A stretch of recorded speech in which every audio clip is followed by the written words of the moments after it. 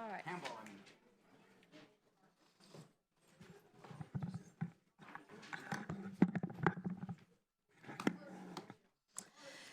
Before we proceed, I'd like to briefly turn the meeting over to an outstanding student who will receive the President's Award tonight. Ladies and gentlemen, please welcome to the dais Mariana Ramirez from Riverside High School.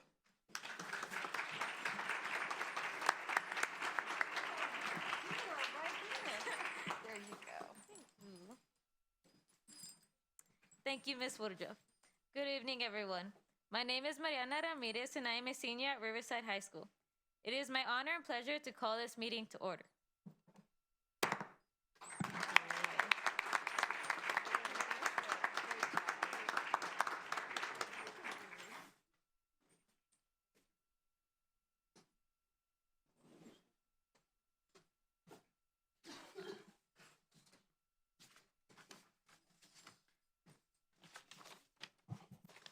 Good evening and welcome to the Ysleta Independent School District's meeting of the Board of Trustees.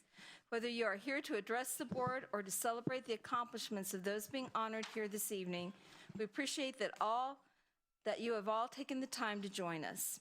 We invite you to share your comments with the board during the public comment portion of our meeting. The public comment sign-up cards show the rules for participating. Legally, the board may listen but may not enter into a discussion on the issue raised. We remind everyone that this is a board meeting, often attended by students, and ask that we all conduct ourselves in a manner that best represents the values and traditions of the Ysleta Independent School District. Please turn off or silence all cell phones, tablets, and other electronic devices, and thank you for your attendance. This meeting of the Board of Trustees is called to order at 6:05 p.m. We have a quorum with Charlie Bustillos, Richard Cudier, Cruz Ochoa, Catherine Luceto, Mike Rosales, and myself, Connie Woodruff. Sotero Ramirez was unable to attend. Trustee Luceto, will you please introduce our Del Valle High School JROTC? Del Valle High School, the color guard commander is Cadet Samantha Villa. The other color guard members are Cadet Reynaldo Baldillo, Cadet Angel Apolzolar, Cadet Daniela Esparza. The pledge leader is Cadet Nicolas Moreno from the Del Valle High School JROTC. Will you please stand for the pledge presentation of the colors, the reciting of the Pledge of Allegiance, the Texas Pledge of Allegiance, and a moment of silence. Please remain standing until the cadets have departed. Thank you. Forward,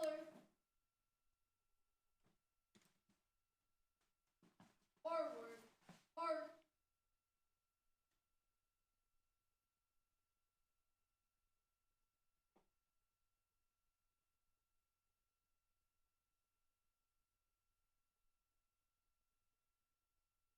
Arch sign, arch. Olive guard, all. Up, A.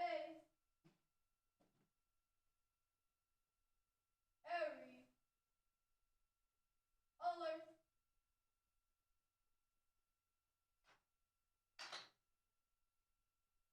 B, N, R. Ladies and gentlemen, please join me in the Pledge of Allegiance. I pledge allegiance to the flag of the United States of America and to the republic for which it stands, one nation, under God, indivisible, with liberty and justice for all. And now please join me in the Texas flag. Honor the Texas flag. I pledge allegiance to thee, Texas, one state, under God, one and indivisible. Please join me in a moment of silence.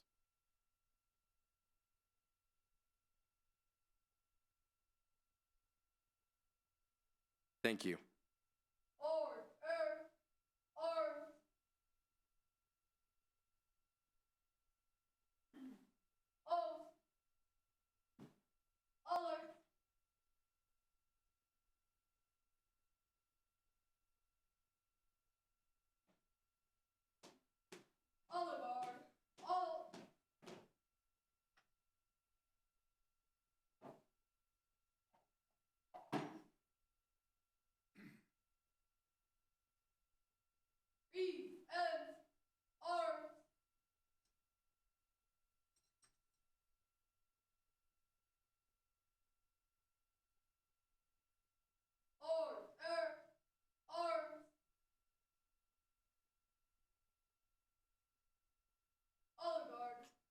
uniform.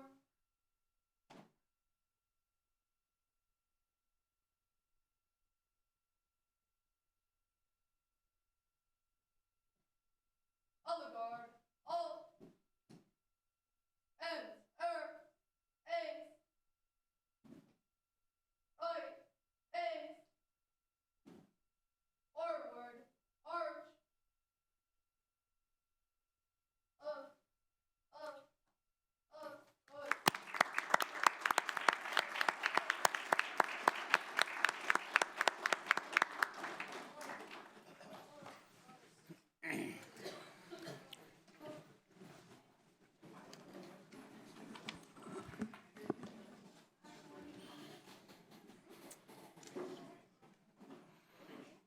Dr. Delatorre, do you have recognitions this evening? Madam President, members of the board, esteemed guests, with us this evening is Chris Lechuga, who will take responsibility for the recognitions and introductions. Good evening, Madam President, members of the board, Superintendent De La Torre. We have 4 recognitions for you today. At this time, will you please ask that you come to front of the dais for the presentations. Audience members, please remain seated until all recognitions are completed. Thank you.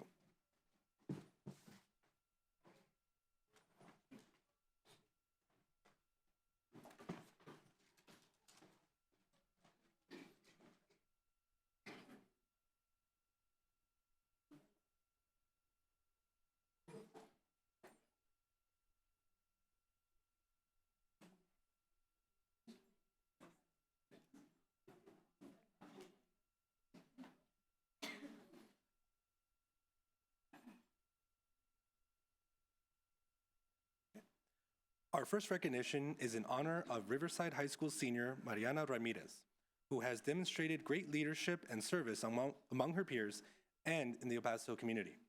As a JROTC cadet, Mariana has earned more than 300 community service hours by volunteering for charitable organizations that include the Ronald McDonald House, United Blood Services, and the Armed Forces YMCA. In October, however, Mariana took it upon herself to organize the first ever Community Breast Cancer Awareness Walk at Shawver Park, which successfully drew about 100 participants to support the fighters, admire the survivors, honor the taken, and encourage survivors to never give up hope. Aside from her outstanding community service, Mariana has been a stellar JROTC cadet and student.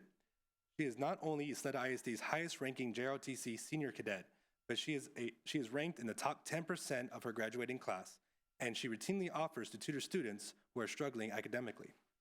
Mariana is the type of student who puts her values into practice for the betterment of others, and we are proud to call her one of our own. Ladies and gentlemen, please help me welcome this month's President's Award winner, Riverside High School senior Mariana Ramirez.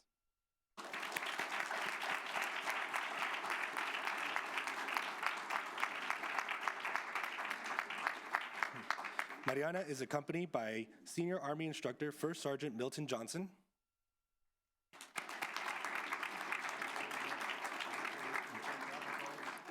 and Assistant Principal Ms. Denica Martinez.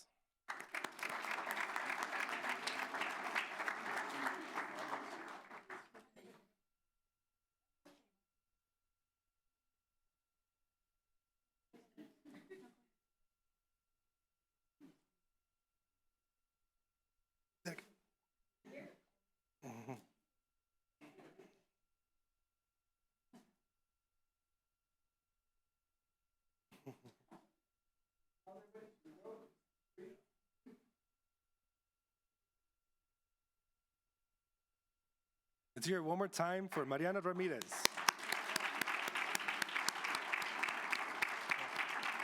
Sorry.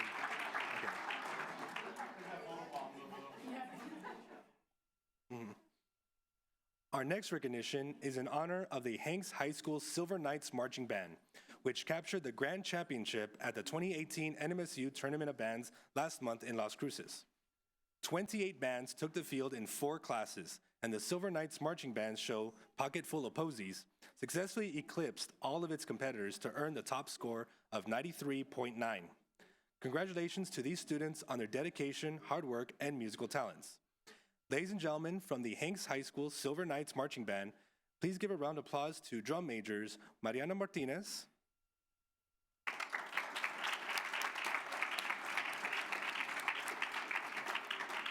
and Seychelles Valenzuela.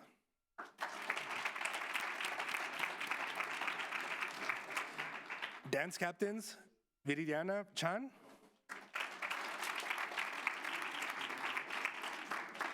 Miriam Ruiz, and Victoria Trejo. Dance coach, Ms. Michelle Urban. Assistant band directors, Mr. Doug Brown,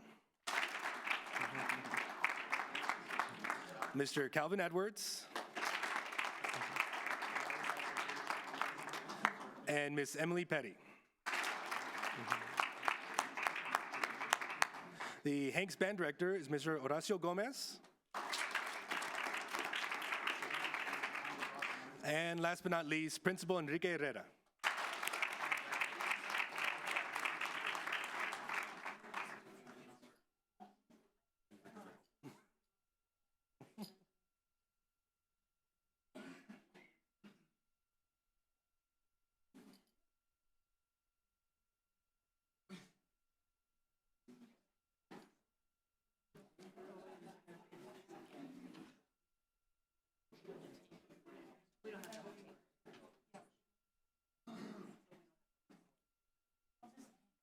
Big group. Okay.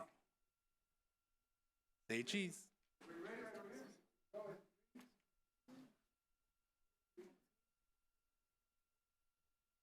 One more.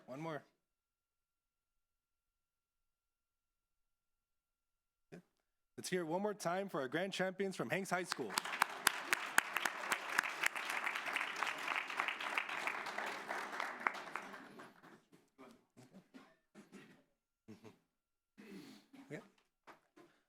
Our next recognition is in honor of Hanks and Eastwood High School athletes who were named the best in the state at this year's UIL 5A Cross Country Championships in Round Rock.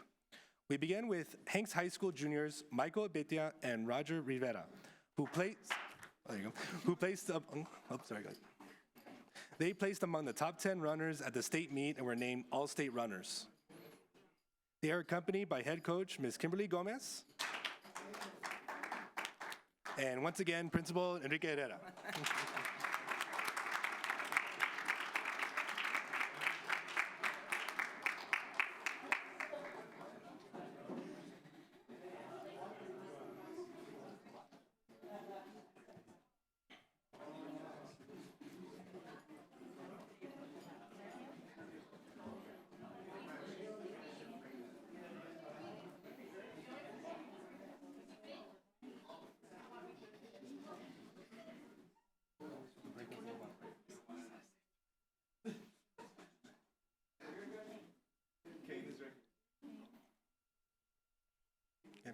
A few more photos over there.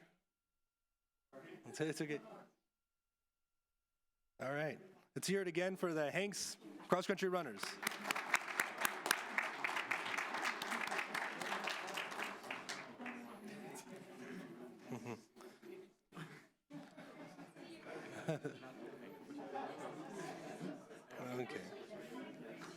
Okay.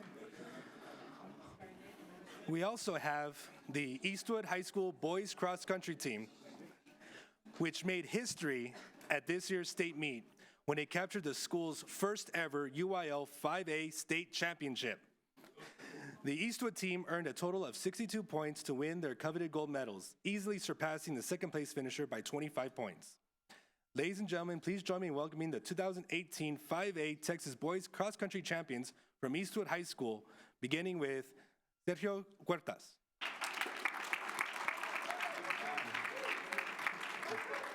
Juan Olmos. Kane Quiñones.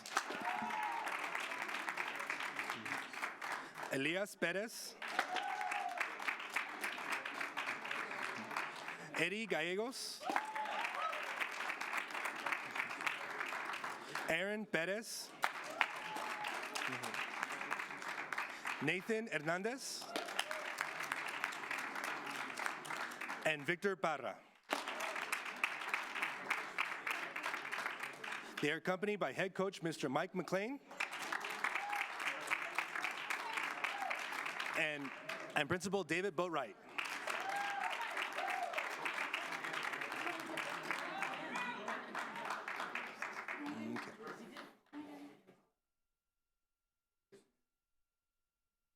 Okay. Okay. At this time, the troopers would like to present gold medals to each trustee and Superintendent De La Torre to commemorate their first ever cross-country state championship.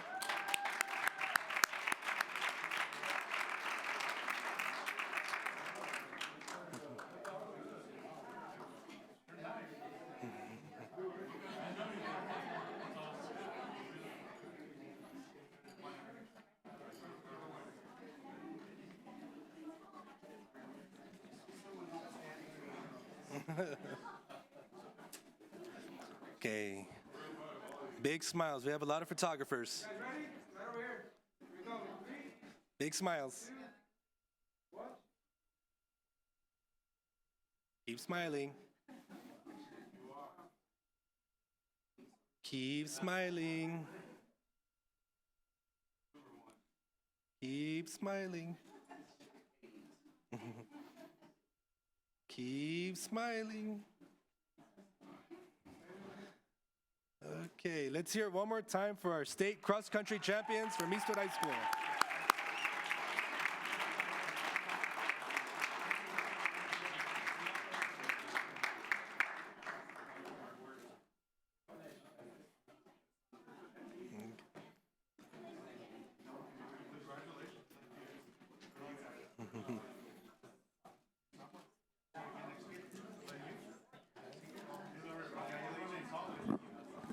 I'll try now. Okay.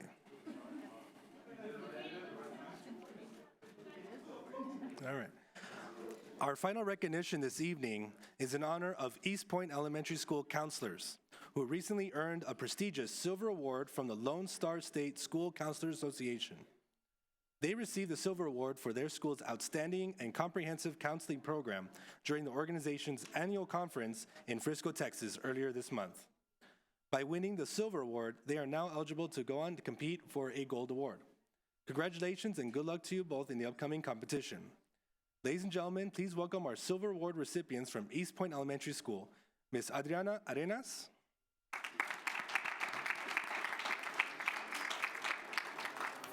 and Ms. Maria McNulty.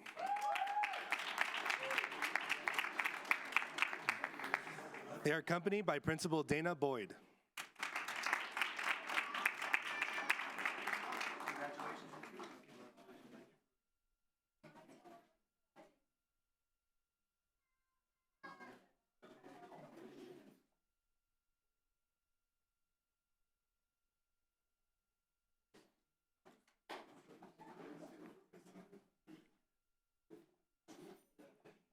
There we go.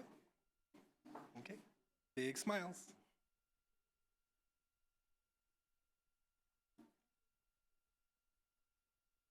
Okay, keep smiling. Keep smiling. Okay. All right, let's hear it one more time for outstanding counselors.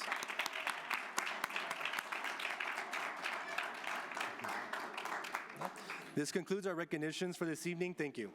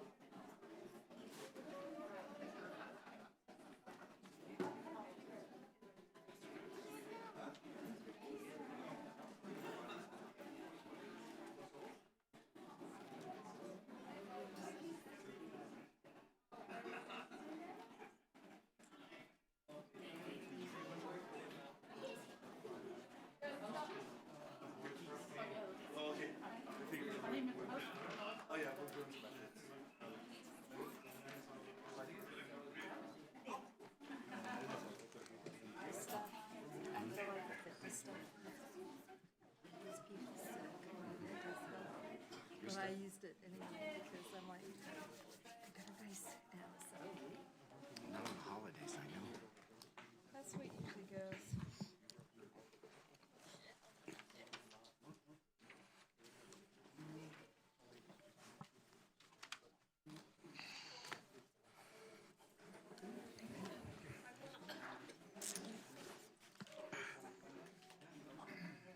Okay. Secretary Rosales, do we have requests for citizens' input? Yes, Mr. Chairman. First, we have Leonor Terrazas. The topic is National Education Support Proof Day. Is Ms. Terrazas here? She's coming now. Oh, there she is. There you go.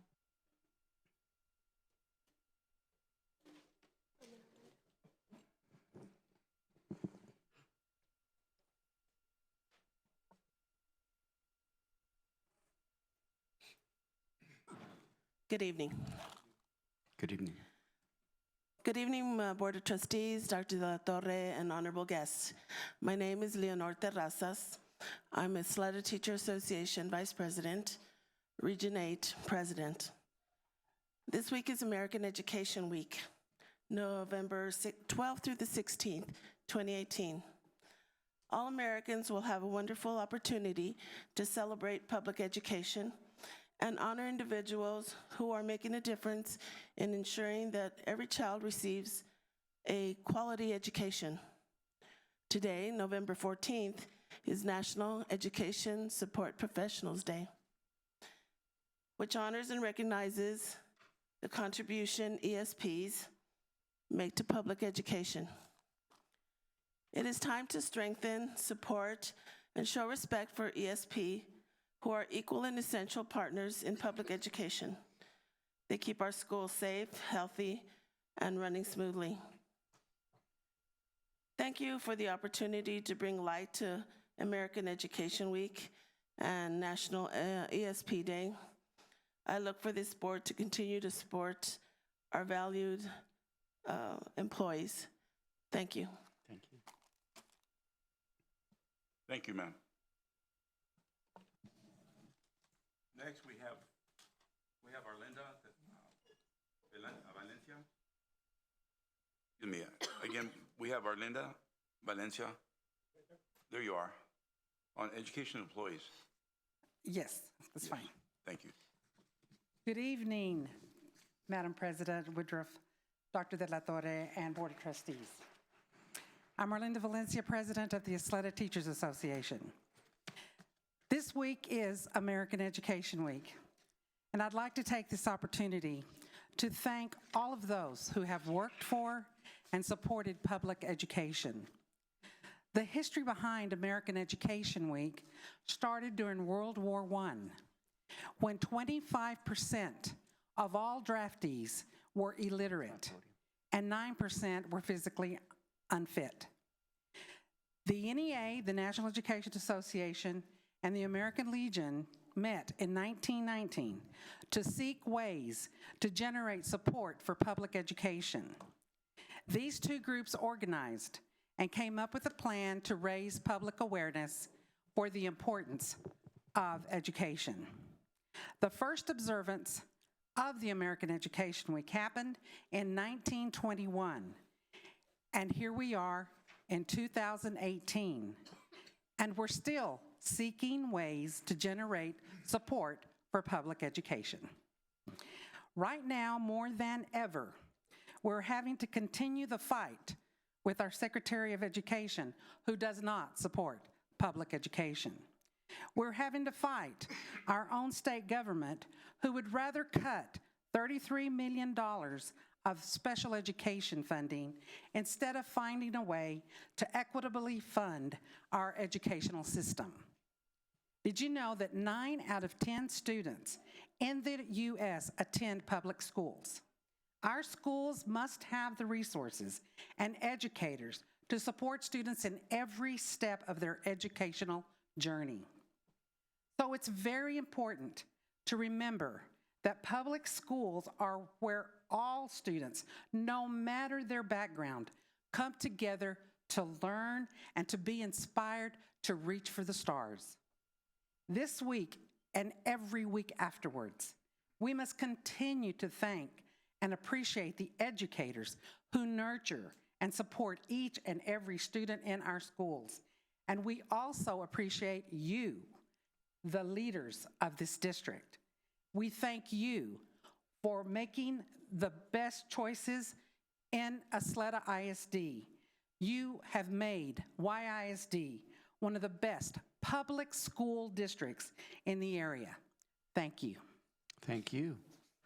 Thank you, Arlinda. Thank you for your comments.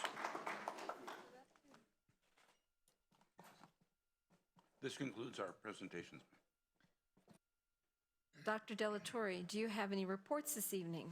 We have some workshop reports, so what I'd like to do is begin with the annual financial and compliance report presentation. If I could get those folks to come on up, introduce yourself. They're with our health benefits. External auditors. Oh, external auditors. Yes, I know. Such happy news before and now the audit, but it's good news, so that's good. Well, thank you so much for letting me present here tonight, President Woodruff, members of the board, and Dr. De La Torre. We're pleased to present the results of the fiscal year 2018 audit for Ysleta ISD. You know, my presentation will be very brief, but, you know, the process began in early April, maybe even March, late March. And our team members listed here, Jordan, Alex, Tanya, I'm Selena Cereces, the engagement partner, and then Tom Peterson performed the engagement quality control. So we've been in contact and working with your management team since late March all the way through tonight, which is the final piece that of the audit. We still have some submissions to the Federal Audit Clearinghouse, but as you can see, it's a long process, and as much as we try not to be disruptive, it is an audit, and we do, you know, ask a lot of questions and ask for a lot of support. So we really do want to thank your management for setting time aside for us. Now, the purpose of the financial statement audit, one, you have to do this in accordance with the Texas Education Agency, but we have to issue an opinion on the financial statements. So you can receive 3 types of opinions, and they worsen as you go from green down to the not good X. So where you want to be is to have an unmodified opinion or a clean opinion, and that indicates that there's no modification to the report. All the numbers contained in the report can be relied on by any users of the financial statements, whether it's the Texas Education Agency, rating agencies, or members of the public. In order to earn an unmodified opinion, like I said, our process began in March, April, where we did our risk assessment, our planning, identified the controls that we were going to test. And just so that you're aware, we're just not working with the individuals in the finance department. We're working with procurement, we're working with HR, with IT, PEMS as well, just to make sure that there's controls in all of those areas. Once we're satisfied that the controls are in place, after the district closes its books, after June 30th, we're able to determine and plan and design our audit procedures on those figures. All of that is so that we can issue an unmodified opinion. And so in addition to the clean report, we're also reporting that there are no internal control findings related to financial reporting, nor any findings related to compliance. And I know you've received this type of report for many years, but it's not something to take for granted because it does take a lot of work to earn this every year. And many districts that aren't in this situation, they really appreciate it once it turns into an unmodified opinion. So it takes a lot of work to stay in these categories. In addition to the financial reporting, we also have to select major federal programs for testing every year. So there's large programs and smaller programs. And so the larger programs, which we call Type A programs, have to be tested every 3rd year. These are a mix of the Type A and Type B programs. The smaller programs are there on a rotation basis. So we tested the special education cluster, which is your IDEA B formula and preschool, your Title II Part A, Title III Part A, as well as your adult education. You're also receiving an unmodified opinion over each major program that we tested and no findings over internal controls related to those programs. Now, if we could dive into the financial statements you received in your board packets, the financial statements. And we'll first start with the government-wide financial statements. These are different from the general fund statements and the various special revenue funds, debt service fund. This is combining everything, all funds, everything the district owns and everything the district owes. And so what we're trying to see is what is the balance of that? And so this takes into account capital assets, so all of the buildings, the land, furniture, and equipment, which you don't see in your general fund, as well as your long-term liabilities, such as your bonds. So your total assets and the deferred outflows are $1.05 billion, cash and investments. So the next three bullet points just highlights the top three asset categories. So cash and investments at $385.3 million, and again, capital assets being the bulk of those capital assets at $578.6 million, and then the deferred outflows related to your pension is $26.9 million. The total liabilities are $1.057 billion. The bonds make up $625.9 million. Pension and OPEB liabilities, which I have 2 slides after this to dive in further, totaled $81.6 million and $149.5 million respectively. There's also some related pension items at $77.4 million. So you have, it's an ending net deficit of $2.4 million, and that's because of the pension and the OPEB. Before that, before the pension and the OPEB, you had an actual net worth. So if you recall in your first rating hearing in the previous year, the pension liability is always backed out because it's not a liability that you have to write a check for anytime in the future. You're going to continue to pay into TRS and TRS Care. And if you recall, TRS Care are the healthcare benefits that you provide to your retirees. The TRS is just the pension or the retirement benefits. So the new item, in addition to the pension that you've seen this is the 4th year that you've seen the pension. This year, there's a new item, the other post-employment benefits, or the OPEB. It's new to all governments across the United States. It's not specific to Ysleta ISD, nor is it specific to Texas ISDs. What it is that you participate in TRS Care, bless you, which is a cost-sharing program. And so I like to use the analogy that if you're a tenant in an apartment complex, every year you're making your rental payments, which is similar to paying into TRS Care at the statutorily determined rates. But now the landlord is saying every tenant is going to take a portion, and on their personal financial statements, they're going to record a portion of that mortgage liability for the apartment complex. So this is what's happening with TRS Care, since it is the liability of the state, but you're recognizing your proportionate share of that liability, just like you did for the pension. And so the reason, too, that it's a little bit different and it's larger than the pension is that TRS Care is not well funded like the pension is. And that's why I included the 0.91% funded.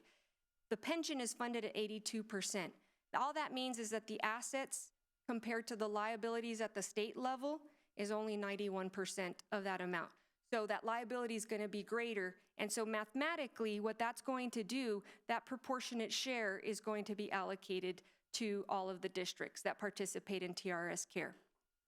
Now, the OPEB, or the other post-employment benefits, will also be backed out for first rating purposes, so it will not impact you as far as looking at the financial position or the financial health of the district. So that is good news, and we do have confirmation of that. So these liabilities, and the 3rd bullet point on this slide indicates that this liability has always existed. Now, because of GASB number 75, you're required to bring it onto your books. And really, this standard was to highlight, just like with the pension, for those municipalities on the northeast side of the United States that had plans that were underwater. And so there was nobody else. There was no state to pick up that liability. It belonged to that municipality. And users of the financial statements did not know that there was that plan out there that was not well funded. Luckily, we have the state, but in the last bullet point, the legislature is going to have to determine how they're going to continue to fund this, either reduce benefits, continue to contribute into the plan. with House Bill 21 as part of the 85th legislature. They did contribute about $212 million into the plan, or they'll increase the rates. Currently, the employees are contributing about 1.25% into the plan, and then into your federal programs as well. That rate has increased. So any questions on that, on the OPEB, before I move forward? Okay. So this is what, now we're going to dig into the general fund, your operating fund. This is presenting the current financial resources. And again, in this fund, you do not see the long-term liabilities and you don't see the capital assets. These are the current resources that are available for spending and to pay current liabilities.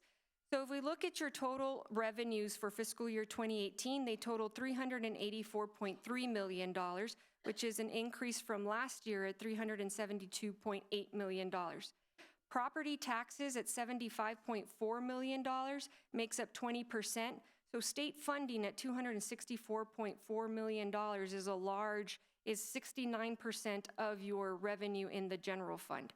You also have federal funding, and the bulk of that, about $11 million, is for the School Health and Related Services Program, or SHARS.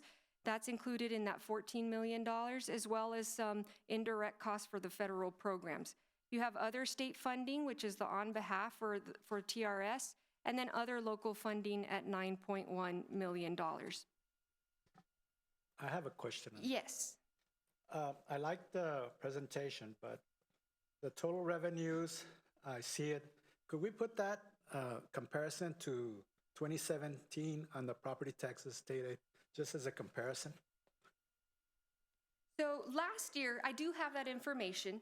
So I don't have it on a slide, but the property taxes did increase slightly by $400,000 from last year. You had a slight increase, about $54 million in your values. And now remember, this is just the general fund. So your rate remained at $1.17. So your property taxes did increase slightly by $400,000. You're still at a collection rate at about 97.3%. So property taxes did increase slightly, not by much, but slightly with the values. And how about the rest of them, the state aid? The state aid did increase some. Now, I will tell you that the big increase is in the local funding. That $9.1 million includes about $6.8 million in insurance recoveries for roof damage caused by hail. So that's included in there as well.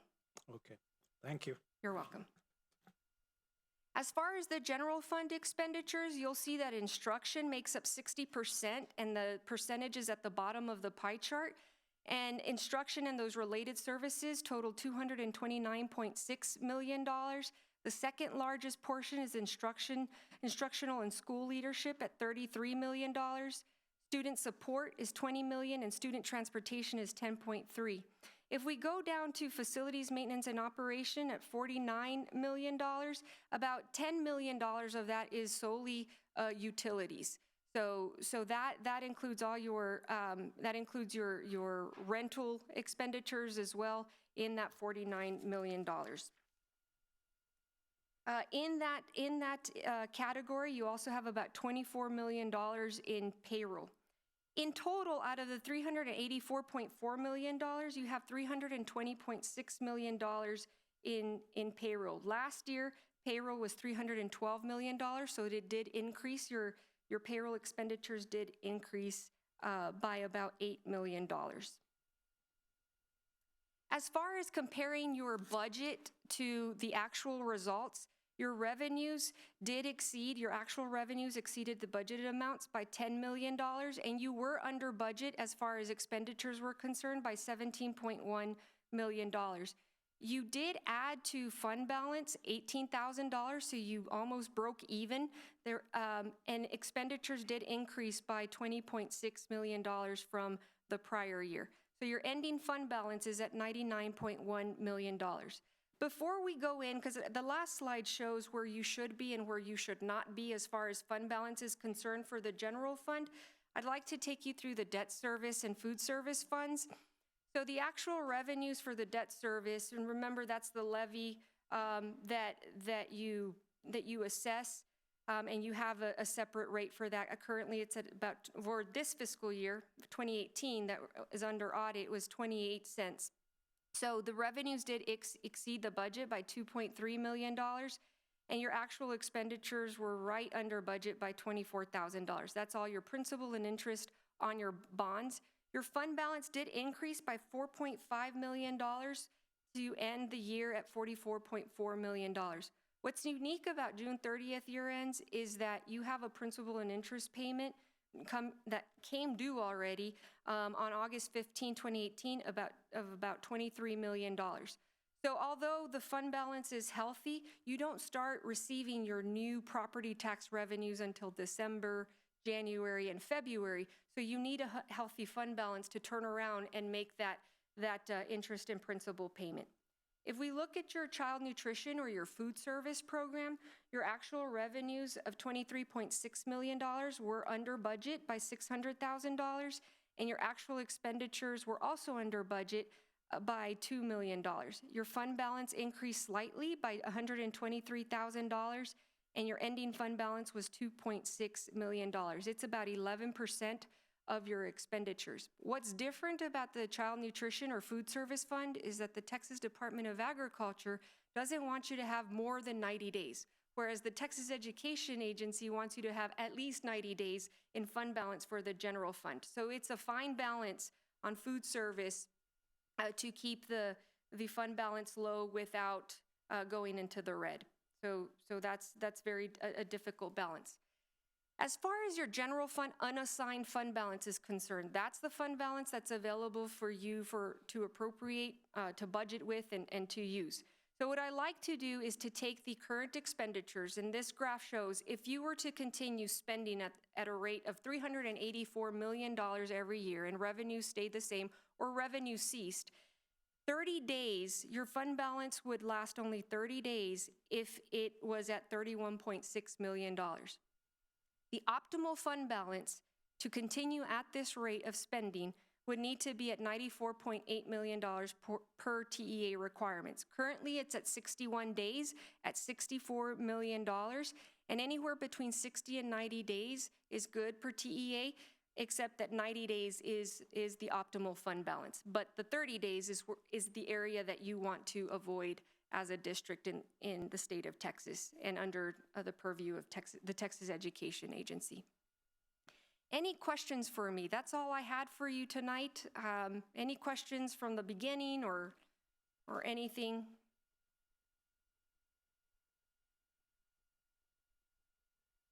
Thank you. Thank you.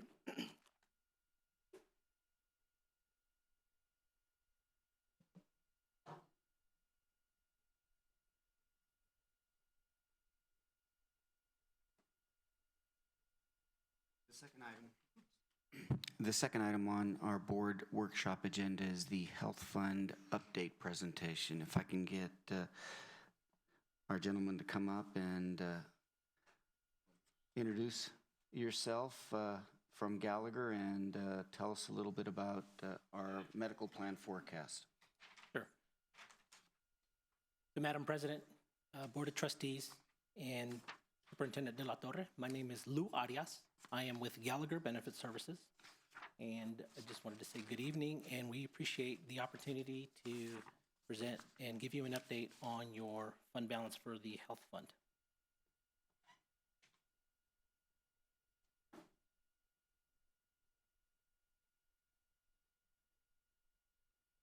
So I'll go ahead and start by going over some of the items that we're going to be discussing tonight that are included in the update.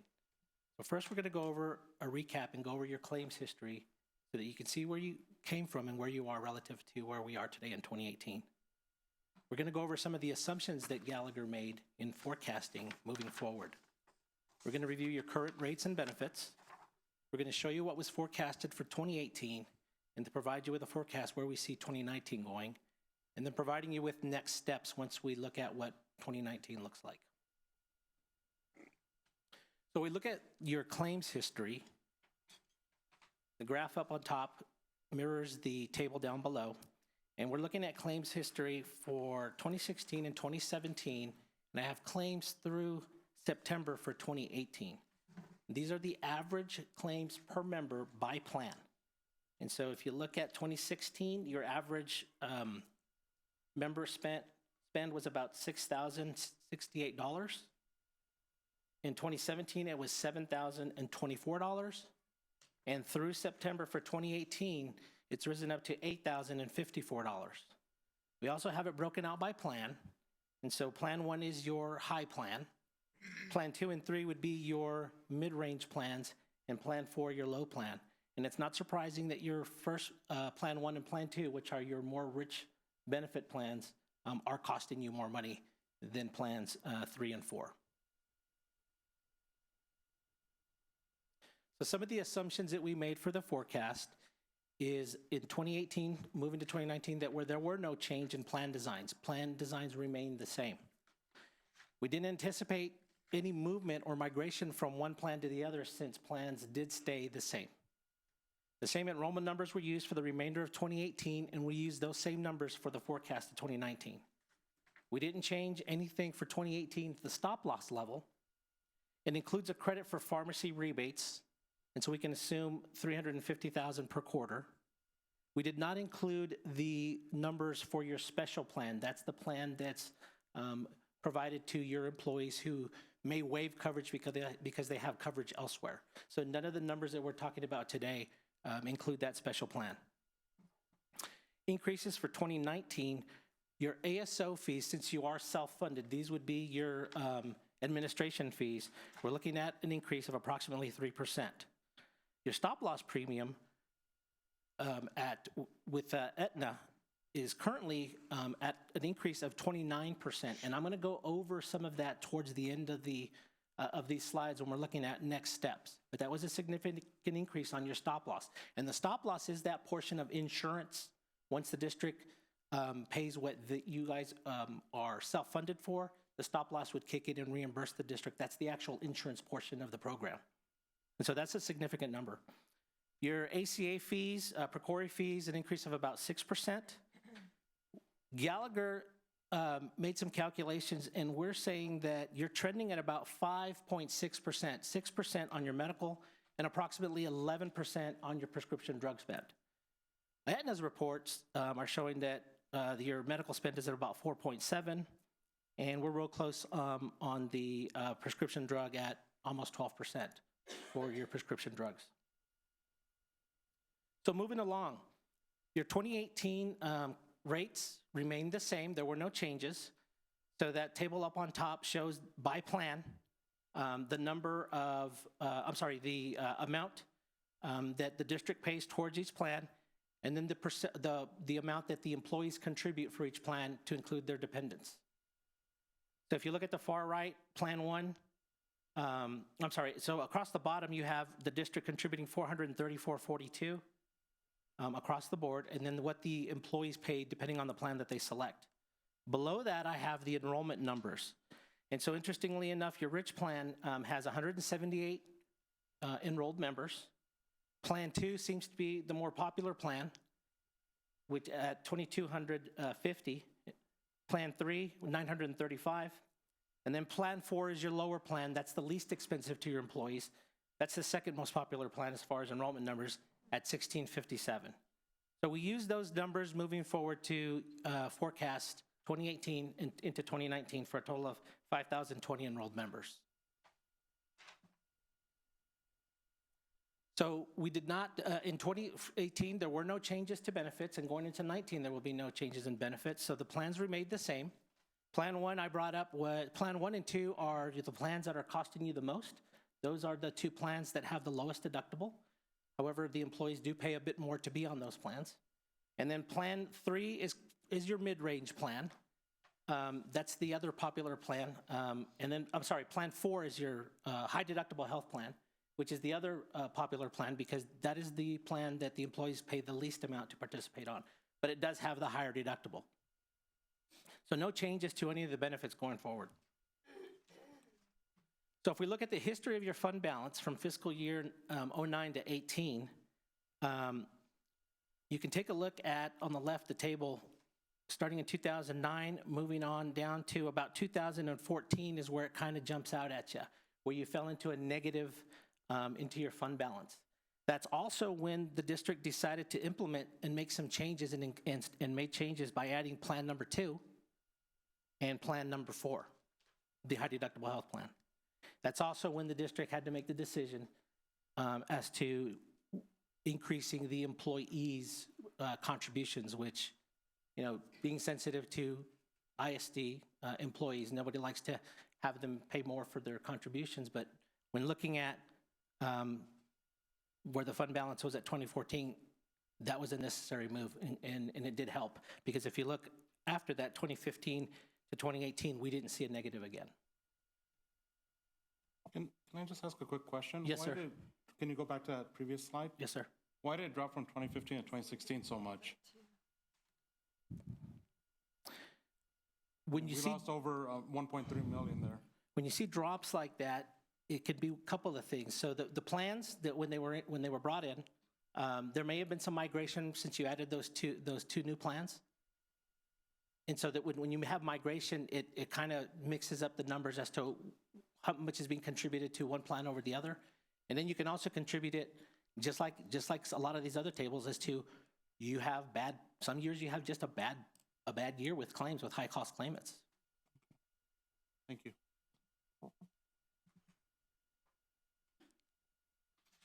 So going into your fund performance for 2018, we're looking at the beginning fund balance of 6.3 million.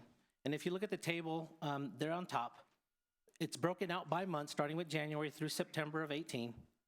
It shows the amount of claims, your claim spend, then your admin cost, and that does include the stop loss premium. And we come up with your total cost. To the right of that in black, we have what the district contributes and what the employees contribute to the health plan. If you look at January, your total costs were 4.1 million, but the district and employee contributions were 3.3 million, so you did have a deficit of 800,000 in January. Going into February, you had a surplus of 33,000, so on and so forth. If you look at the months of June, July, and August, July kind of pops out at you. That was a above average claim spend. It's not uncommon for claims to go up during the summer months for school districts, but your July was a significant month. And so that one kind of jumps out at you at 1.6 million. So if we look at total cost, which is 33,738,703, the total contributions are $31,043,103. You're looking at a deficit of 2.6, almost $2.7 million for 2018. And so that brings the fund balance as of 9/18 to 3.6 million. If you look at the same number of months in comparison to last year for 2017, again, if you look at those summer months, you are seeing deficits. And you can definitely tell that in July, June and July, you didn't have the same type of claim spend that you had in 2018. So that was an anomaly for July of this year. But you ended up with a surplus last year. You had a total cost of $29,838,806. The contributions were $30,851,244. And so you did have a surplus of $1 million, just over $1 million. So what does that tell you? If you look at 2018 versus 2017, there was approximately about a 13.1% increase from 27 to 2018. So again, this just shows the 2017 surplus versus deficit, very similar numbers that we just used in the previous slide, just giving it to you in a bar graph. Again, the summer months typically are the months that are the most heavily utilized. The next slide will show 2018, and again, I'll bring attention to July. July was a month where we did have some significant claim spend. So for 2018, the projection for claims, if we look at your claims, it was projected to be at $40,365,000.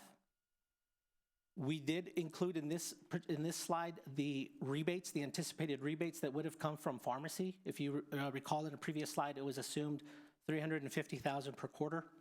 So we went ahead and put the $1.4 million in there, $4.4 million for the admin cost, and then your ACA or PCORI fees are $18,000 for a total of $43,100,000 $469,000. The district contributions and the employee contributions were $41,633,000. And so the deficit, that puts you at a deficit at $1.8 million. If we look at 2019, and again, 2019, there's no plans to make any changes to your plan designs. They're going to remain the same, as well as the contributions going into 2019. That being said, we're projecting claims to be at $42,793,000. Rebates will remain the same at $1.4 million. Your admin cost is going to go up. Well, actually, it will go down go up $4.7 million. Your PROCORI fees go up $19,000 for a total spend of $46,170,000. Your district contributions and your employee contributions are $41,633,000, which puts us as a deficit of $4.5 million ending into 2019. So what are the next steps, knowing those numbers that we just went over, especially the deficit going into 2019? So right now, the plan is to keep the costs for 2019 the same as 2018. So there will be no changes to any of the plans or any of the contributions. We just went through, and I believe it's an item on the agenda, the stop loss RFP. So we've already finalized the stop loss. That was the 29% increase on that second page, which was significant. We were able to bring that down quite a bit. Again, when you're talking about stop loss, you're talking about savings on premium, but then you're also talking about, well, how many people are going to hit that spec, the specific. That's where you start to take on your risk. And so if you have a good year, you pay your premium and you're not taking on those additional claims because you're paying claims. But if we go over, that savings can be either a wash or we could go over based on claim spend or high cost claimants. So there was a change to the stop loss, and I believe that's on the agenda. The implementation of the Aetna CVS standard formulary is going to be implemented on 1/1/19. Aetna purchased CVS. It has not been finalized yet. However, for all of their Aetna self-funded customers, starting in July, they started implementing the CVS contracts onto their Aetna pharmacy services. CVS had better contracts, they own pharmacies, than Aetna had, and so they're able to use those contracts into their existing plans.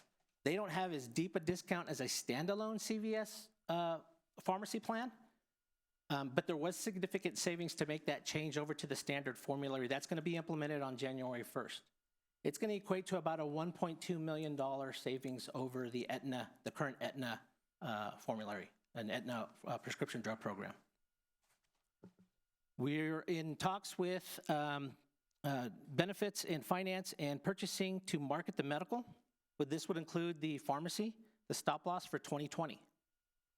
And so that's going to be a pretty big undertaking that we've already started moving forward on so that we can put it out to bid and see if, in fact, if we've got the best deal, or are there better deals out there, or are there other creative plans that we need to explore. We're going to need to review the plan design, networks, and employee contributions. As you've heard me say a couple times, you didn't do anything for a while until 2014 when you had that deficit, and then you decided to make some changes to contributions and plan designs. And so we need to start having those discussions with that $4.6 million deficit. If in fact we need to look at different type plan designs, change in benefits, or what the contribution strategy needs to be by the district. Will the district end up contributing more, or will they ask the employees to contribute their fair share, based on what they think is feasible? That concludes my presentation on your fund balance. Anybody have any questions? I have a question. Yes, sir. You showed me some charts on the total claims, and that was in dollars. Is there actually a number account as to the number of claims? Actual claims that hit? Actual claims, not money, but actual claims. I don't have that with me, but we can include that in the future if you want an actual count of claims, and we can break it down. I don't know that it would be beneficial to actually count like primary care doctor visits, but hospitalizations or high dollar. I'm just looking because I know that a lot of this rise in cost is basically because the pharmaceutical companies have upped their fees for a lot of the prescription drugs, and a lot of the services that are provided for our employees, a hospital and all that has gone up. So I'm just interested in to see how the claim numbers compared to other previous years as to, per employee, per spouse, and for everybody else that has made those claims. I'm just interested in that because... Yes, sir. What I can share with you is this year over last year, you did have an increase of about 13% more inpatient hospital stays.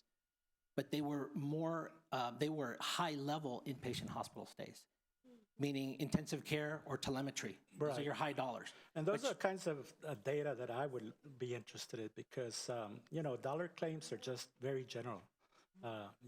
Dollar amounts. I want to know a little bit more of the nuts and bolts that make up this. We'll make sure that we provide that. So if you could come up with that, or even can you somebody provide that for me or us?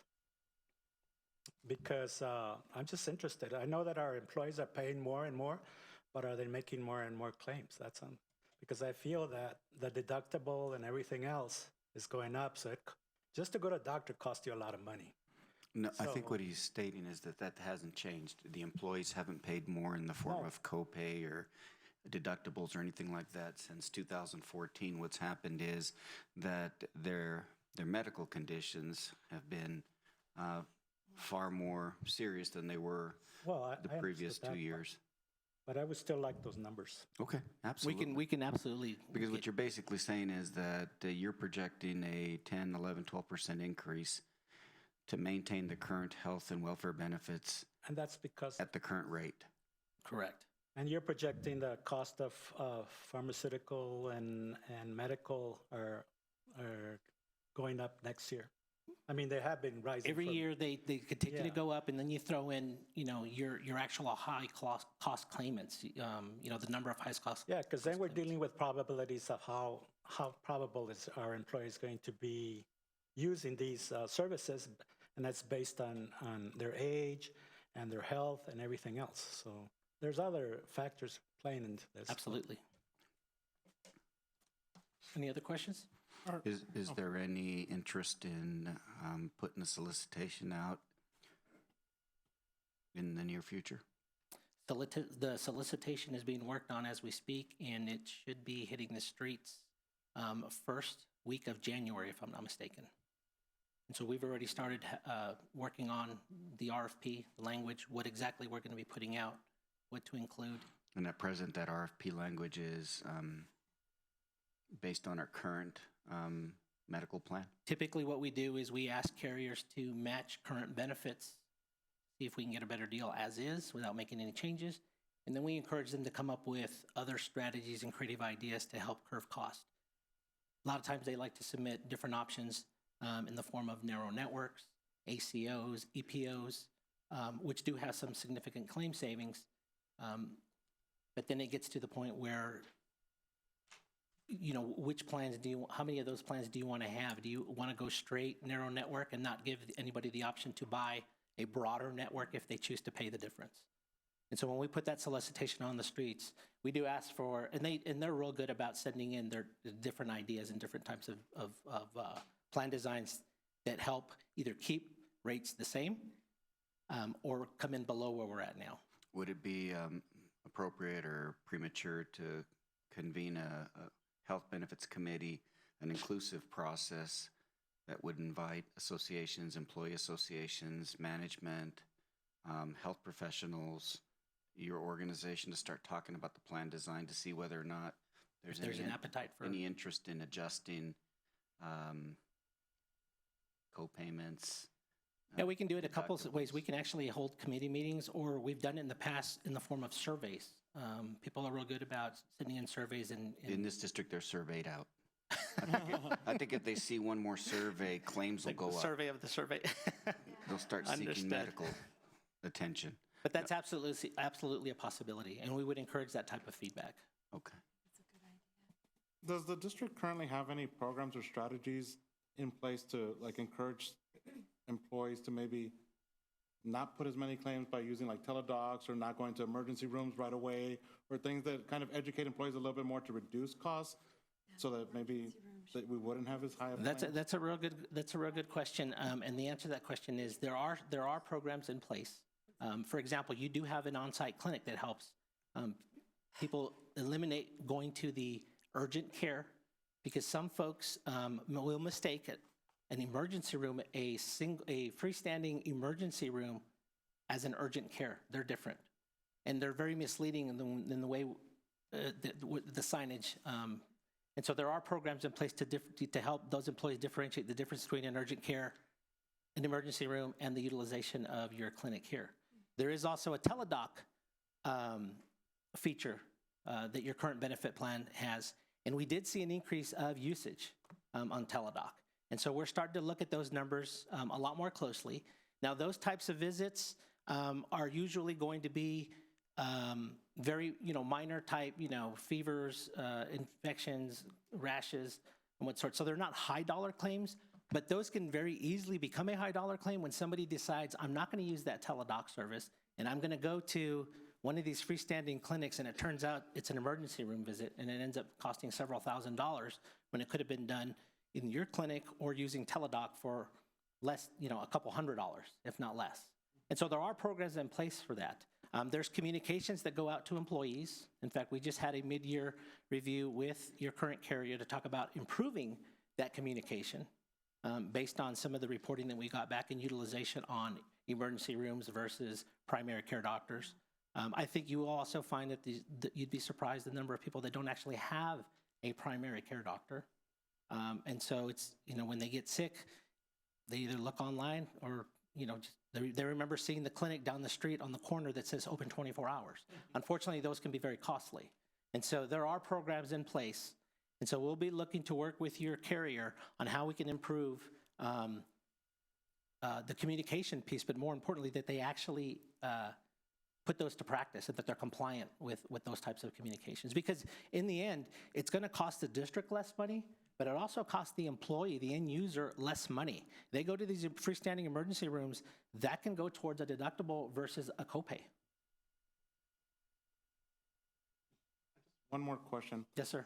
Is there any district that you know of or any organization that staggers their prices for employees who have children? In other words, there's a general cost, and I've brought this up before in the past, but it just kind of, if you have one child, you're paying the exact same amount as somebody that has 8 or 9 children. And obviously, somebody with 8 or 9 children is going to put more claims in, which is going to add more to the cost of the insurance plan. Is there any organization that you know of that staggers their plans? We do, and so typically you'll see different tiers. You'll have employee, and then employee only, employee spouse, employee family, which is what you're speaking to. And a family can be as however many, and children can be whether it's 1, and they pay the same as if somebody had 4. You sometimes will see 3 tiers: employee only, employee plus 1, whether it's a child or spouse, and then family. And then sometimes we don't see them that often, but you do sometimes have employee, child, plus 1, plus 2, and then they'll usually stop at plus 3 and leave it the same. But you don't see that too often. The norm is 4 tiers. Thank you. They pay a higher, they're paying a higher rate anyhow. I'm sorry? With the family, they're paying a higher rate anyhow with our current insurance. Oh, no, I know, but what my problem with it is that somebody that has 1 child in the plan is paying the same amount as somebody that has 5 or 6 children, where if we're going to be increasing cost of insurance, I think 1 to 3 would make sense. They would be bundled together. 4 to 6 would be bundled, and 6 plus would be bundled or something like that, where it's not fair to increase the cost of everybody's across the board for somebody that maybe has 1 or 2 kids is paying the exact same amount as somebody who has 7 or 8 kids. That to me is very different because they're obviously going to put a lot more claims in because they just have more numbers.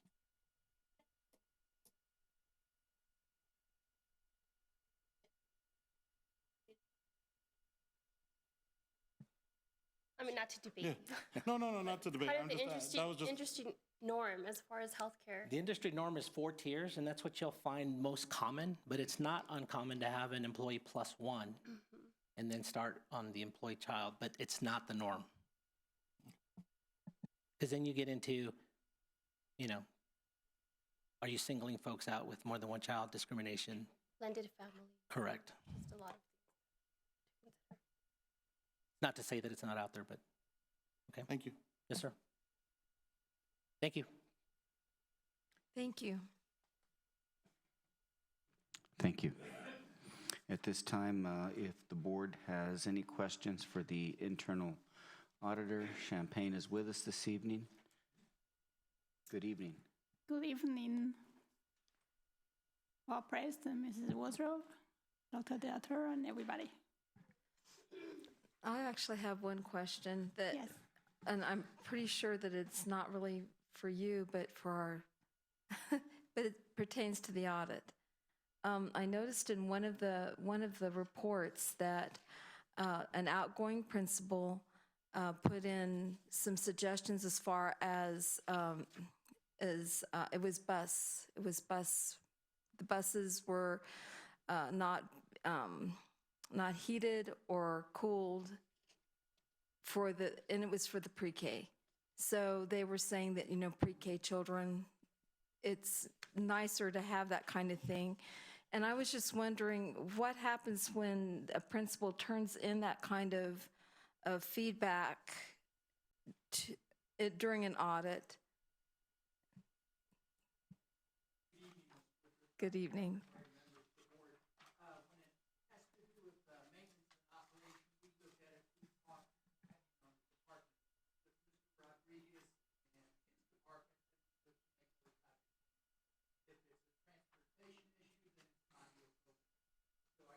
From our end, and I believe the academic people will tell you the same thing. We get a copy. Champagne makes sure we get a copy, and we review it with the appropriate people.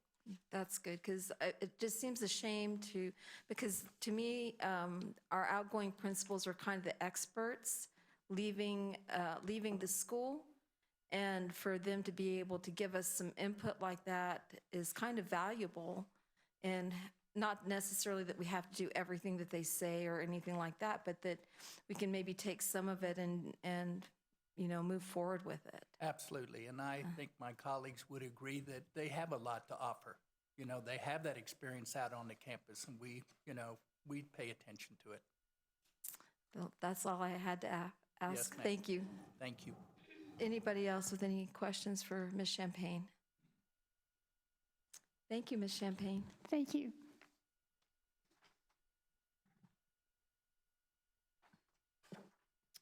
Okay. Thank you, Dr. Delatorre. We will now discuss agenda items as listed in the posted notice of regular meeting of the Ysleta Independent School District Board of Trustees for November 14th, 2018, and related recommended motions with the superintendent and executive cabinet, and receive responses to questions and/or requests for additional information through the superintendent in preparation for deliberation and action on said items at this same meeting. That doesn't make much sense to me, but okay. Yeah, that's kind of going in a circle, but we will be asking questions for our consent item agenda. Okay, but before we do that, Dr. Delatorre, do you have a report for us?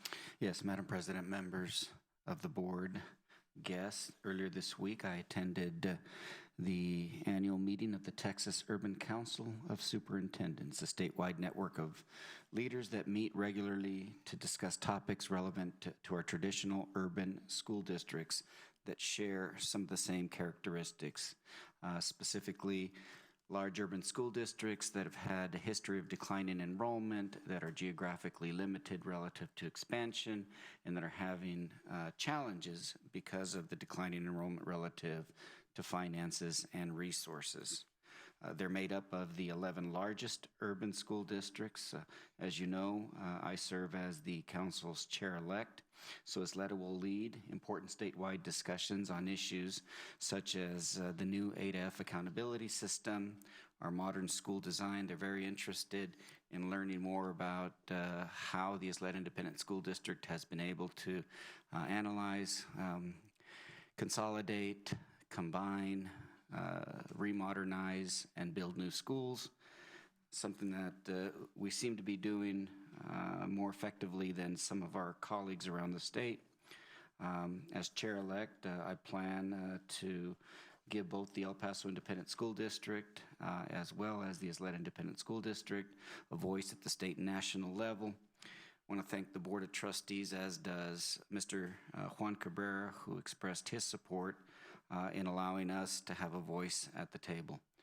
Yesterday morning, we launched the Giving Tree. That's something we do annually here in the Isleta Independent School District to provide Christmas gifts to families and specifically to children in our elementary schools who clearly may not have the environment, the circumstances, the resources to have the kind of holiday season that many of us have. Our employees, all of us here at the central office and at schools, have always been incredibly generous. Some of our partners in education have been incredibly generous. And so the Giving Tree is located right outside of the board room. The way the program works is you go out, you pull an ornament. On that ornament is a child's name, gender, age, sizes, some of the things that that child has indicated he or she are interested in. And we go out, we purchase a modest gift for the child, return it here, and then we deliver those gifts to those families. So it's something that's very, I think, fulfilling and rewarding. This year they've asked that we return the gifts by December 7th. As Ms. Valencia mentioned, this next week from, November 12th through the 16th, this week, we join with public schools nationwide to observe the American Education Week and our National Education Support Professionals Day. Our nation's public schools are staffed by consummate professionals who dedicate themselves to meeting the needs of every child in the schools. As part of the American Education Week and the National Education Support Professionals Day, we celebrate that public schools and their employees serve all students to provide the support tools and time that they need to succeed. On November 28th, we'll hold a special event that we're inviting all trustees to attend, a new Boys and Girls Club at Sageland Elementary School.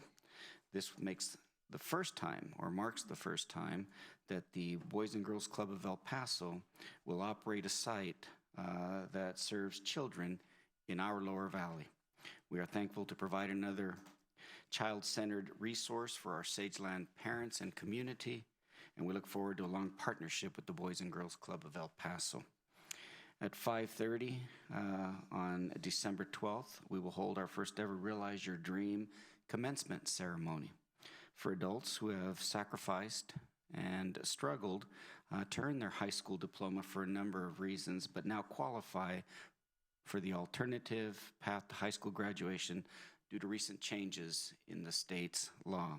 The alternative path is specific to students who might have mastered the core subject in high school, but for whatever reason were unable to pass the state-mandated test, probably due to anxiety, illness, lack of rest, or any myriad of other factors.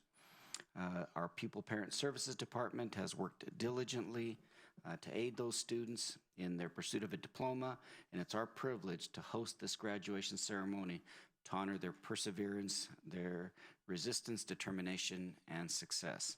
And lastly, I'd like to wish the Board of Trustees, all of us assembled here this evening, the faculty, staff, administrative leaders in the Isleta Independent School District, a fantastic Thanksgiving week.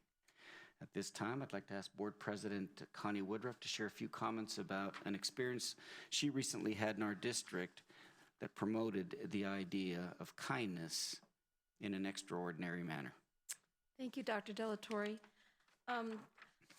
We've had a lot of talk recently about random acts of kindness as a curriculum.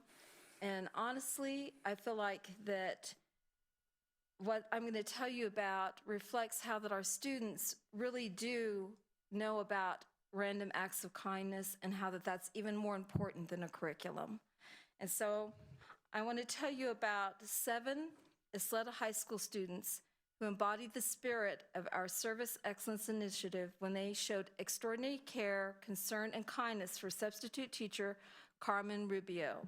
A few weeks ago, upon leaving campus for the day, Mrs. Rubio discovered her car would not start, and who hasn't been in that position? It's getting dark earlier, and here we go. Her distress prompted 7 students, people, can you believe that? 7 students to immediately offer her help through a variety of methods, including jump-starting and physically pushing her car.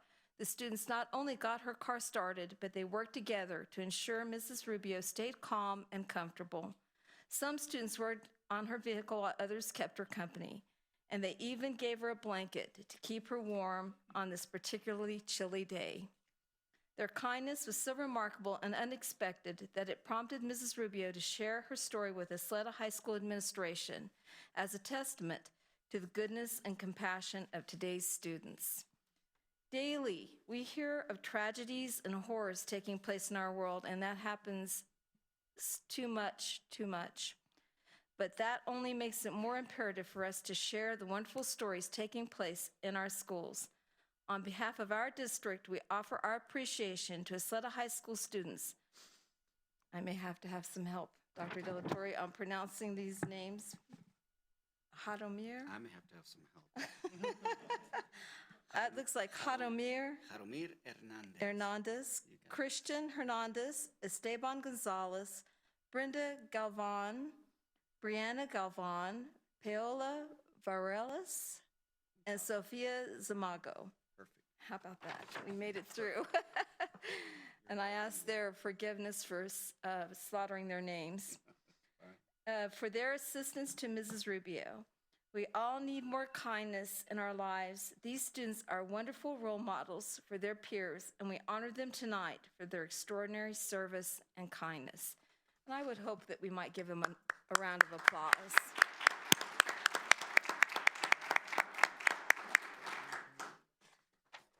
Okay.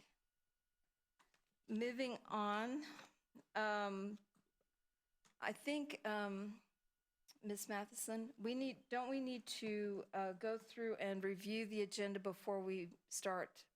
We can, or if anybody has any questions on consent, Okay. we can do that as well, or we can do one at a time.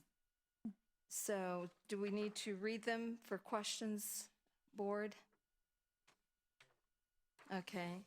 They're saying that it's fine. So in that case, I do want to pull the donation, consent item number 4, donation for benefit of Del Norte Heights Elementary School, to be considered separately.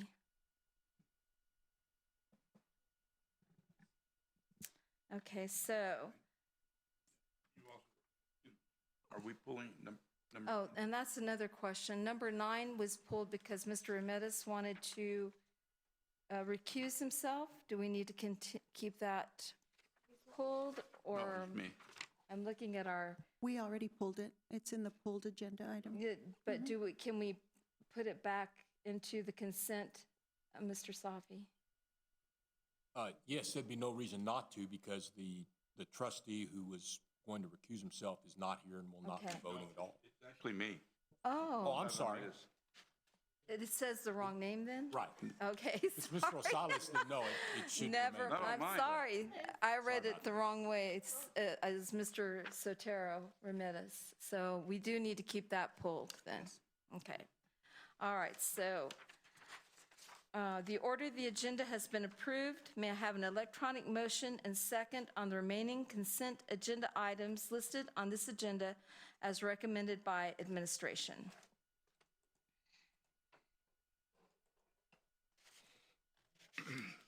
Madam President, I move, may I have I move to approve the remaining consent agenda items listed on the agenda as recommended by the administration. Oops, my bad.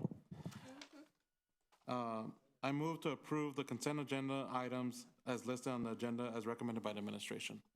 And we have a second by Mr. Rosales. That's approved 6-0. Okay, moving on to our pulled consent agenda items. Number 4. And that is a donation for benefit of Del Norte Heights Elementary School. This is so cool. I wonder, can anybody explain what we're getting with this? for the donation. Does anybody know what Skylab is? It's a sensory room. I have not seen it and I don't know exactly, but the sensory room usually consists of like possible bubble machines, different kinds of seats that our special education students can sit in, and that'll give them that sensory satisfaction. I think it's just such a nice thing that's happening for Del Norte and for all the students. It says that all the students will actually be able to use it if they need to. And so if I want to thank, who is it? I'm sorry. Morco for this donation and for supporting our school district this way. It was a very nice thing for them to do, and we just appreciate it very much. So I move that we accept a donation for the benefit of Del Norte Heights Elementary School from Morco for the Skylab at a value of $11,551.37. Uh-oh. You did it again, didn't you? Okay, can we revise that? I'm sorry. Maybe cancel that one? Yes, ma'am. Hang on one moment. Sorry. That's the curse of the technology and everybody getting excited. We're ready. Okay. There we go. And I'll do it again. I move that we accept a donation to Del Norte Heights Elementary School for a new Skylab from Morco, Inc., valued at $11,551.37. And I have a second from Catherine Lucetto. And that's approved 6-0. Okay, moving on to the pulled consent item. Oh, you know what? I read it wrong. It does say Rosales there. Sorry about that. Okay. Consent item number 9, approval of award of YISD solicitation number 219008 RFP medical and prescription drug stop loss reinsurance. Using your electronic hand, is there any discussion? I think we need to get that on the mic. Turn it on. Mr. Chairman, I will remove myself from voting on this issue. Thank you. Okay. If not, may I have a motion?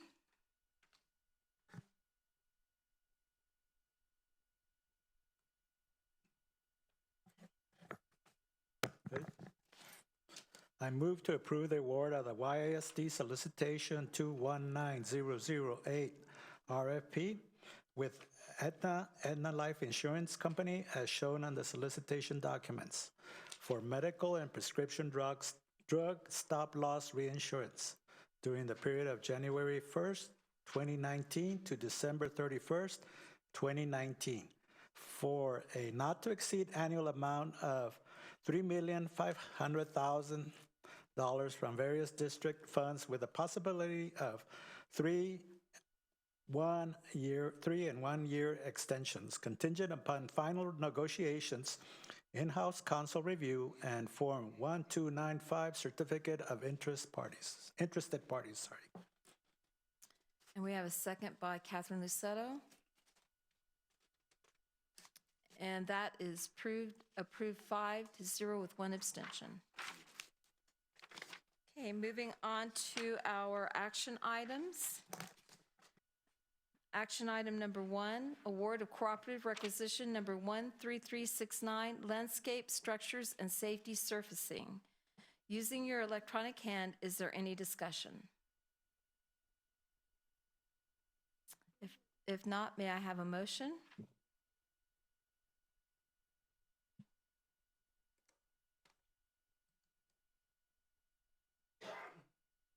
Go ahead and read. I move to award YISD cooperative requisition number 13369 with Exerplay Inc. for the purchase of landscape structures and safety surfacing for Mission Valley Elementary School in the amount of $259,138,000 from bond funds through a purchasing cooperative as recommended by administration. We have a second by Mr. Rosales. And that's approved 6-0. Action item number 2, annual financial and compliance report for the year ended June 30th, 2018.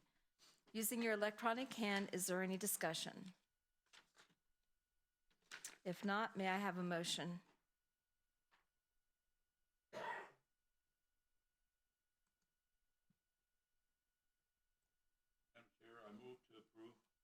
I move to approve the annual financial and compliance report with independent auditors report for the year ended June 30th, 2018. We have a second by Mr. Ochoa, and that's approved 6-0.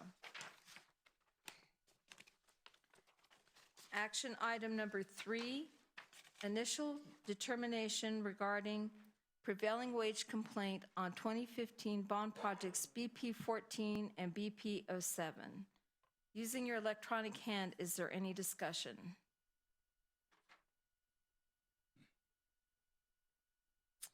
If not, may I have a motion?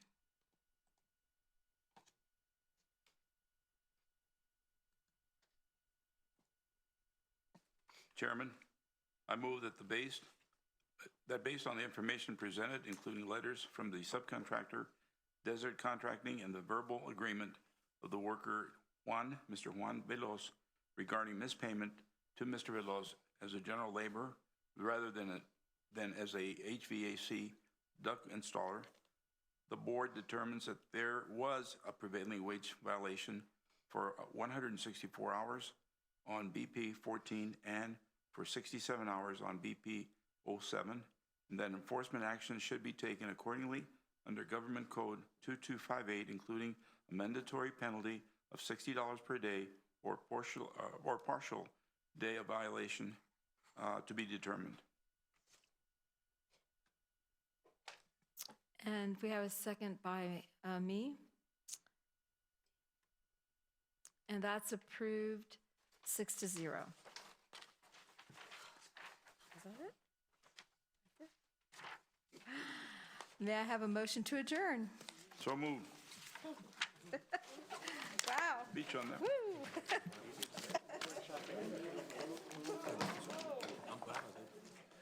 Cruz. Cruz.